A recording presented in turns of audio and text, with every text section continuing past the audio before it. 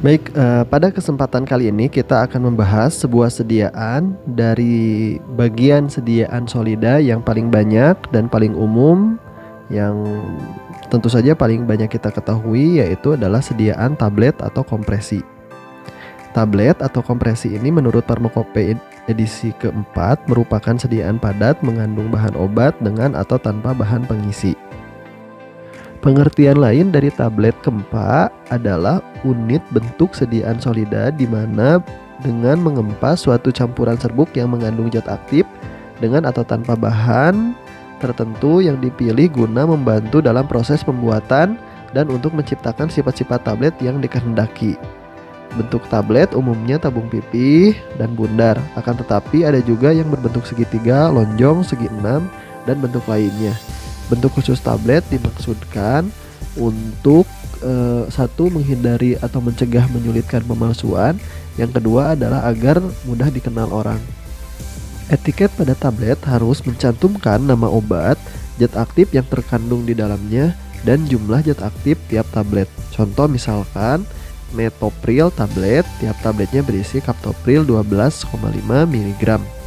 Selanjutnya kita akan bahas terkait dengan komponen tablet. Komponen tablet, terutama tablet yang dibuat dengan metode KEMPA, itu terdiri dari yang pertama adalah bahan aktif.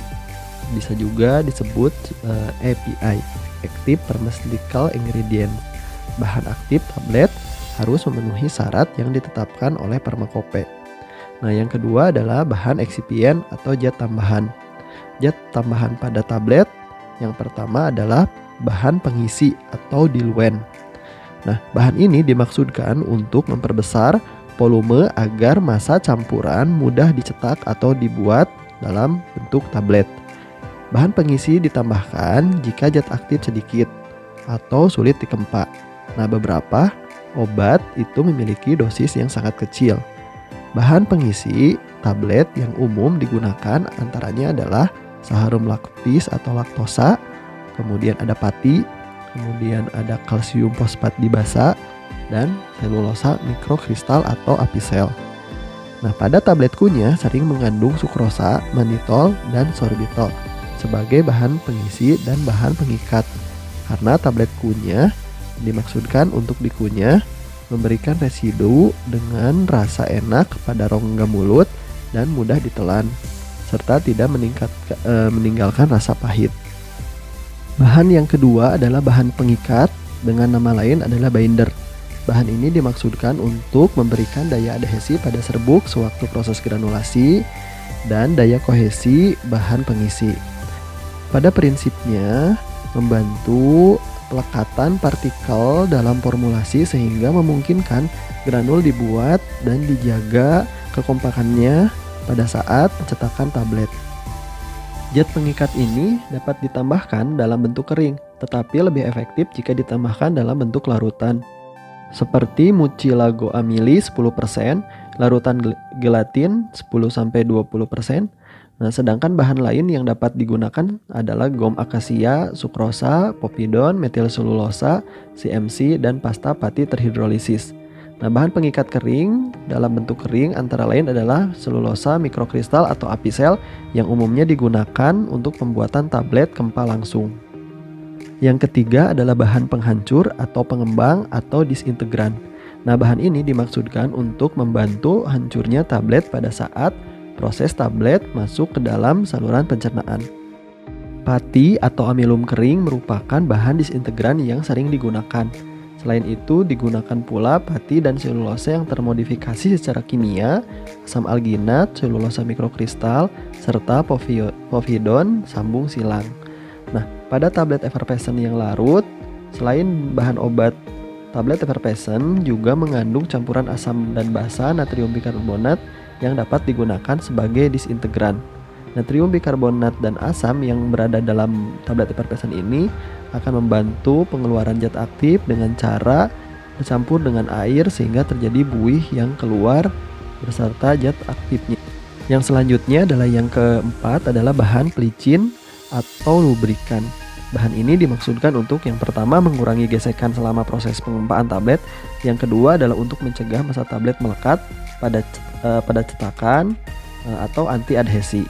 Nah, bahan pelicin ini digunakan diantaranya adalah asam stearat, senyawa asam stearat dengan logam seperti magnesium stearat, minyak nabati terhidrogenasi, kemudian ada juga talkum. Nah, pada umumnya lubrikan bersifat hidrofobik, sehingga cenderung menurunkan kecepatan dari penghancuran dan pelepasan zat aktif obat pada saat tablet terurai. Nah, karena itu kadar lubrikan yang berlebihan harus dihindari.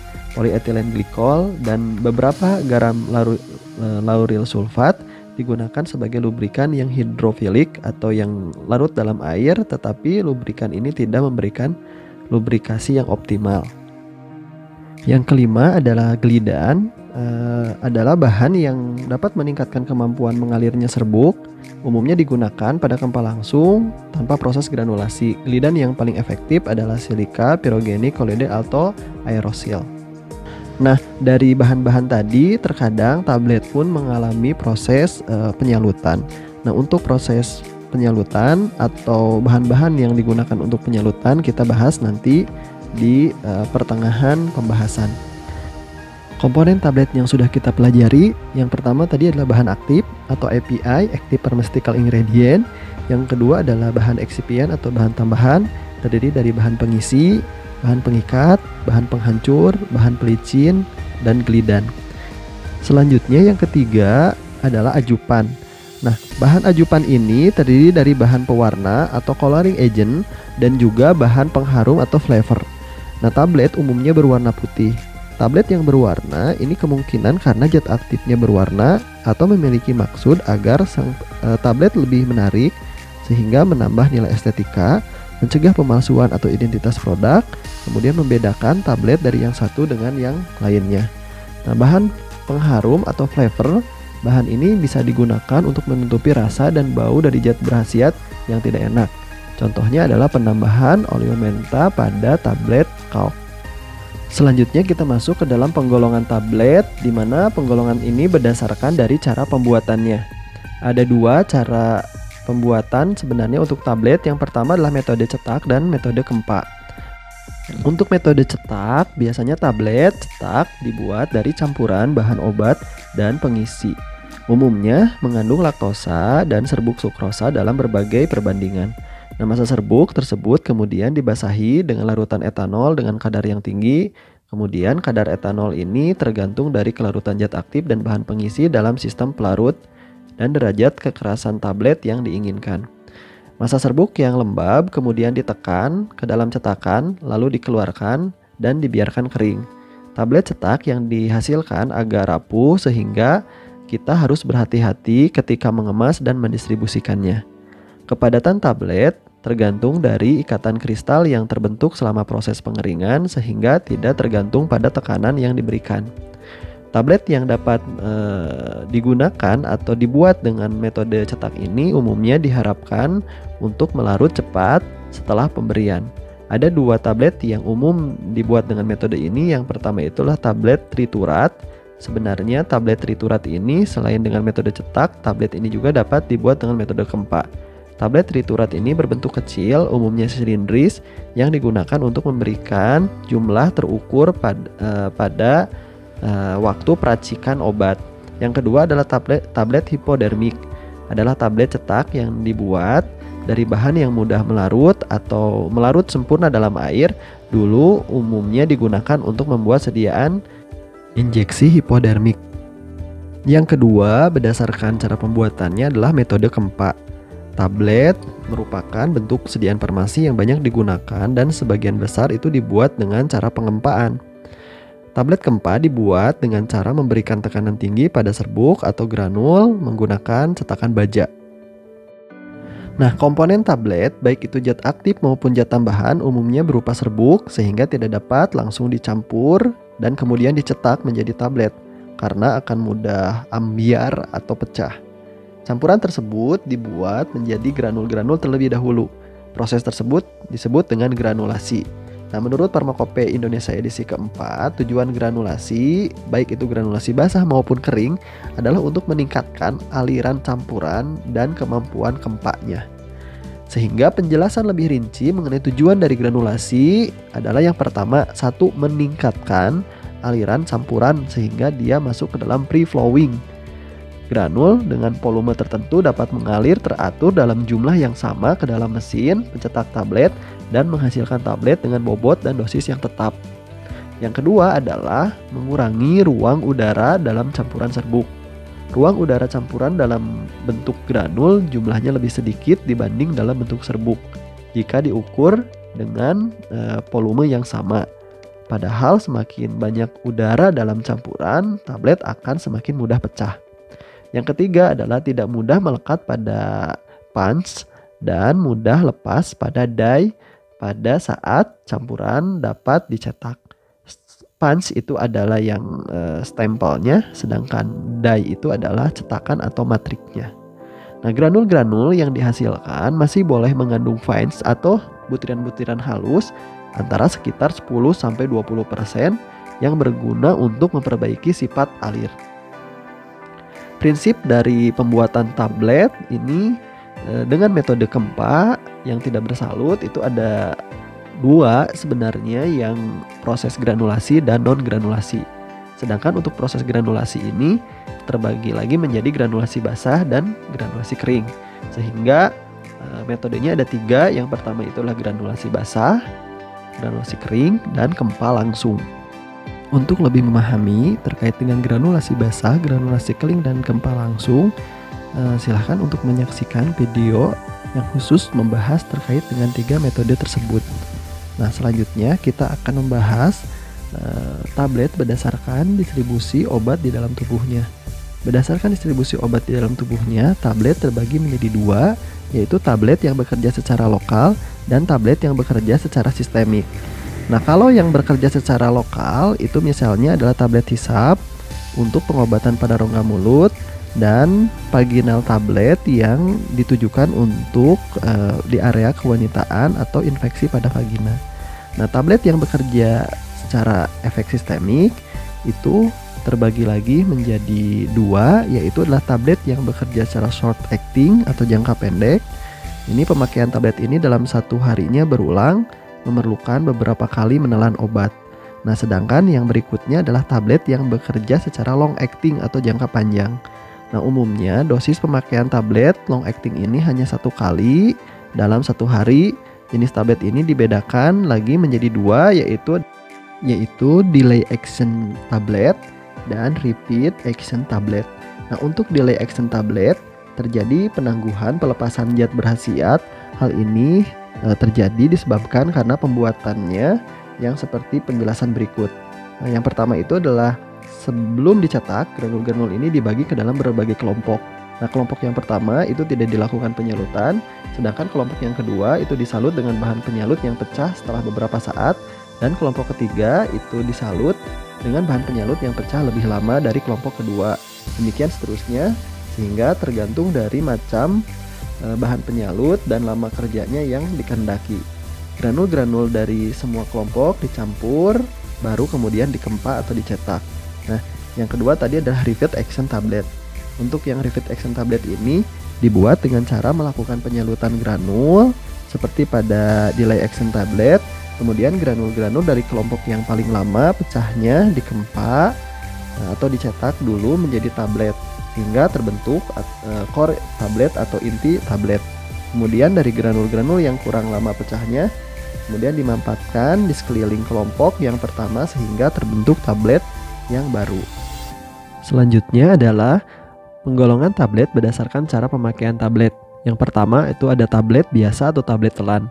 Tablet biasa dibuat tanpa penyalutan, digunakan per oral dengan cara ditelan, dan bahan obat berkhasiat melarut di dalam cairan lambung. Yang kedua adalah tablet hipodermik. Tablet hipodermik adalah tablet cetak yang dibuat dari bahan yang mudah melarut atau melarut sempurna di dalam air. Dulu umumnya digunakan untuk membuat sediaan injeksi hipodermik. Kemudian yang ketiga adalah tablet sublingual.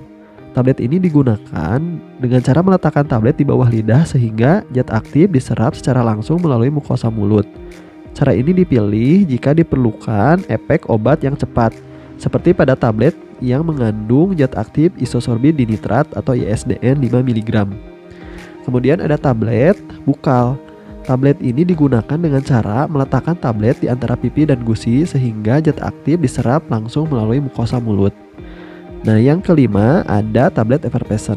Tablet ini dibuat dengan cara dikempa. Selain mengandung zat aktif, tablet ini juga mengandung campuran antara asam sitrat atau asam tartrat beserta natrium bikarbonat yang jika dilarutkan dalam air akan menghasilkan gelembung gas karbon dioksida. Tablet dilarutkan atau didispersikan dalam air sebelum pemberian. Tablet effervescent harus disimpan dalam suasana yang wadah tertutup rapat, kemasan tahan lembab, pada etika tertera tidak boleh langsung ditelan. Nah, yang keenam itu adalah tablet kunyah atau chewable tablet. Tablet ini dimaksudkan untuk dikunyah dan memberikan residu dengan rasa yang enak dalam rongga mulut, mudah ditelan dan tidak meninggalkan rasa pahit atau tidak enak. Jenis tablet ini digunakan dalam formulasi tablet untuk anak, terutama formulasi multivitamin, antasida, dan antibiotik tertentu. Pada anak, selain tujuan untuk dikunyah juga untuk merangsang email gigi pada saat pertumbuhan gigi. Tablet kunyah dibuat dengan cara dikempa, umumnya dengan menggunakan manitol, sorbitol, dan juga sukrosa sebagai bahan pengikat dan bahan pengisi. Mengandung bahan pewarna dan bahan pengaroma untuk meningkatkan penampilan dan rasa dari tabletnya. Yang selanjutnya adalah yang ketujuh, yaitu tablet hisap atau trosis. Tablet ini sediaan padat yang mengandung satu atau lebih bahan obat, umumnya dengan bahan dasar beraroma dan manis yang dapat membuat tablet melarut atau hancur perlahan dalam mulut. Tablet ini dibuat dengan cara tuang dengan bahan dasar gelatin dan atau sukrosa yang memang dilelehkan atau sorbitol, atau dengan cara kempa. Tablet ini menggunakan bahan dasar gula. Tablet hisap yang dibuat dengan cara tuang umumnya disebut dengan pastilles, sedangkan tablet hisap yang dibuat dengan cara kempa disebut sebagai troches.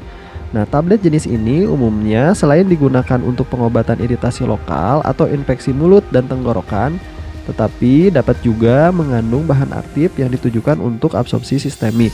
Setelah ditelan, biasanya tablet jenis ini mengandung obat antibiotik, antiseptik, dan astringen. Nah, yang ke-8 itu adalah tablet implan atau pelet. Implan atau pelet ini merupakan sediaan dengan massa padat steril berukuran kecil, berisi obat dengan kemurnian tinggi, dibuat dengan cara pengempaan atau pencetakan. Implan dimaksudkan untuk ditanam di dalam tubuh secara subkutan dengan tujuan untuk memperoleh pelepasan obat secara berkesinambungan dengan jangka waktu yang lama. Implan ditanam dalam bantuan injektor khusus atau dengan sayatan bedah. Implan ini biasanya mengandung hormon seperti testosteron atau estradiol.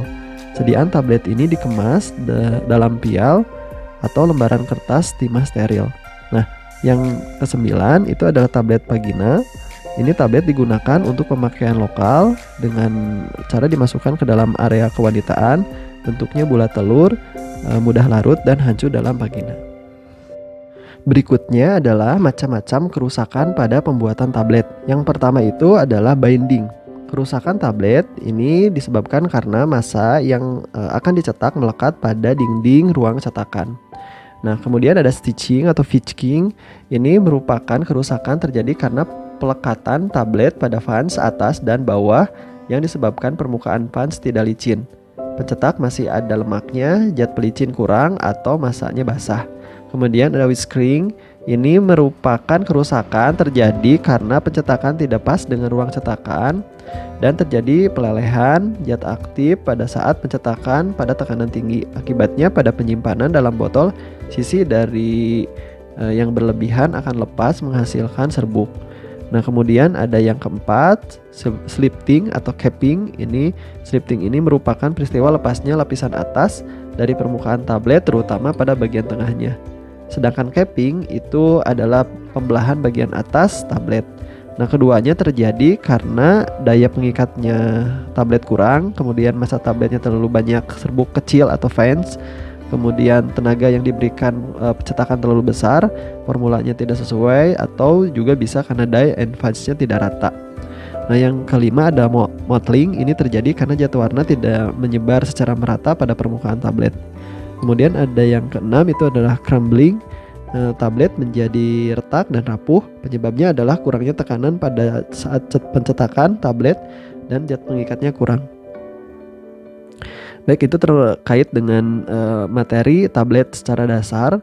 Rekan-rekan akan mendapati materi-materi tablet secara lebih jauh dan lebih detail pada saat mengontrak mata kuliah teknologi sediaan Solid, sehingga akan dibahas secara detail dan secara mendalam terkait dengan sisi-sisi dan aspek-aspek formulasi dari tablet. Terima kasih. Assalamualaikum warahmatullahi wabarakatuh.